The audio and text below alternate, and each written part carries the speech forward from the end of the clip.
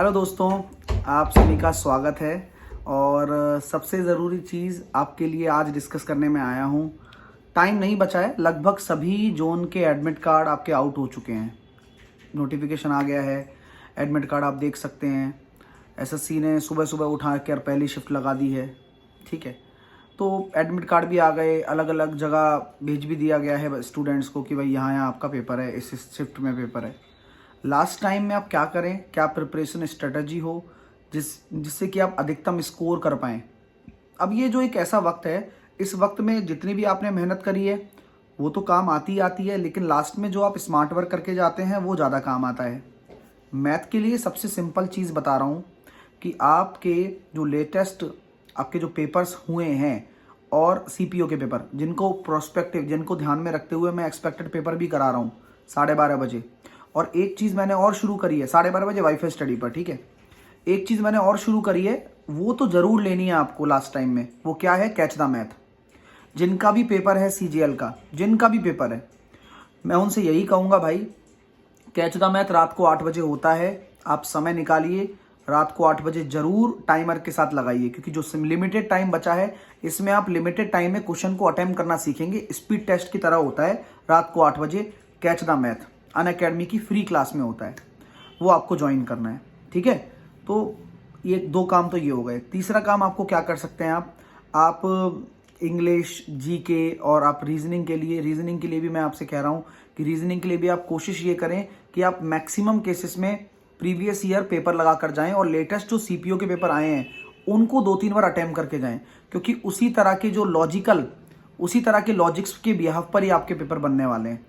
Reasoning में ऐसा ही होता है। ठीक है, तो लेटेस्ट जो लॉजिक है उसी के बिहाफ पर बनेंगे। लास्ट में टिप्स बता रहा हूं मैं आपको, और ये प्रिपरेशन स्ट्रेटजी है कि आप ये करके अपने आप को सेफ महसूस कर सकते हैं। यार पेपर में कुछ ना कुछ पॉजिटिव्स लेकर जाओगे आप, वरना ये दिन भी ऐसे ही निकल जाएंगे जैसे पिछले दिन निकले हैं। आप भी जानते हो इस बात को, है ना। तो रीजनिंग का भी डिस्कशन हो गया। इंग्लिश में आप ये देख सकते हैं कि भाई किस तरह की इंग्लिश आपके पिछले सालों में पूछी गई है, उसी तरह की पूछी जाएगी।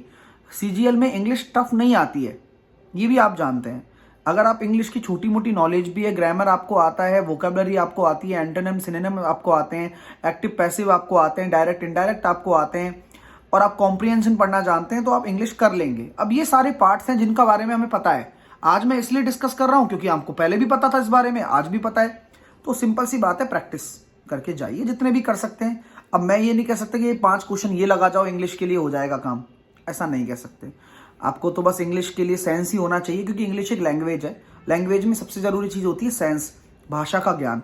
तो भाषा की तरह ज्ञान होगा तो आप इंग्लिश को अच्छा ही करके आएंगे। कोई पर्टिकुलर सोर्स नहीं है। सिमिलरली जीके की बात करें, जितना आप पढ़ रहे हैं उतना पढ़ लिया है, संतुष्ट रहिए उसमें।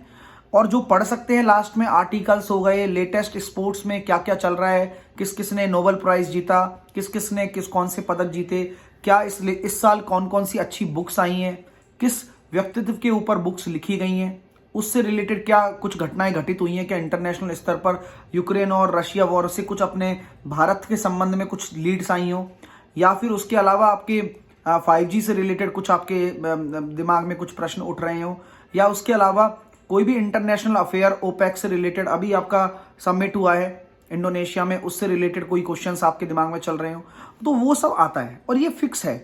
तो आप आसपास की खबरों से तो अवेयर रहें, जिससे कि आप चीज़ों को बना पाएं। साथ के साथ हर स्टेट के आप हर स्टेट के आप मुख्यमंत्रियों का पता लगा कर रखें।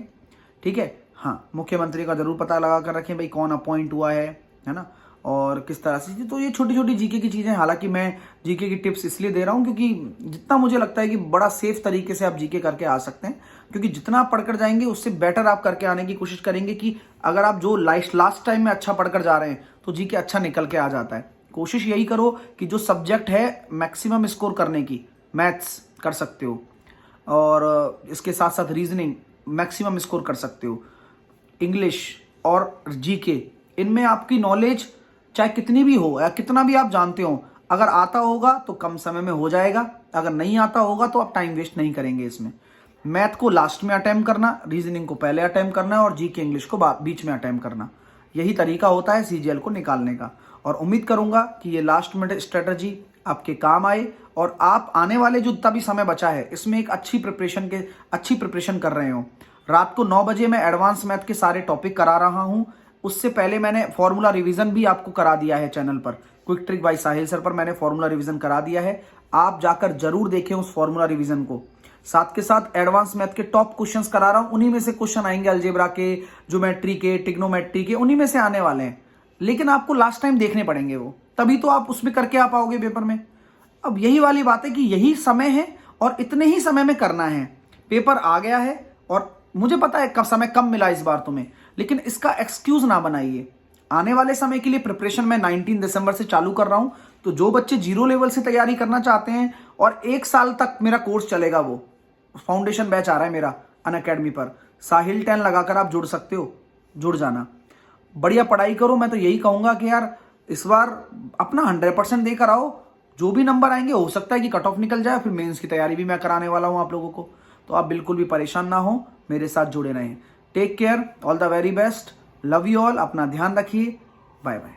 और मैं ये कहूंगा कि चैनल को सब्सक्राइब कर लें। Take care.